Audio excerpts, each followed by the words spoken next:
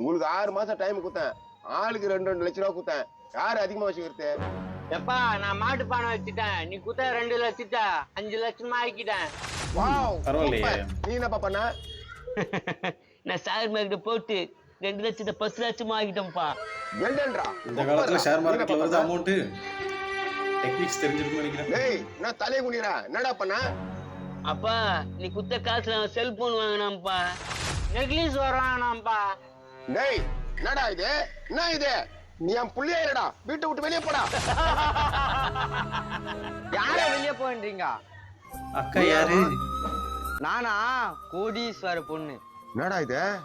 புரிஞ்சிருச்சு எனக்கு. 2 லட்சம் ரூபாய் எடுத்துன்னு போயிட்டு எங்க ஆளுக்கு போனும் நெக்லஸ் வாங்கி கொடுத்துட்டோம்பா. தலைவர் இப்படி சுத்தி இப்படி வந்துட்டாரு. பணத்தினால வேற level. ஆச்சுப்பா.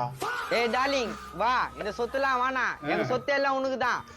சிறப்பு. எப்போ உன் சொத்தெல்லாம் இந்த பிச்சைக்கார பசங்க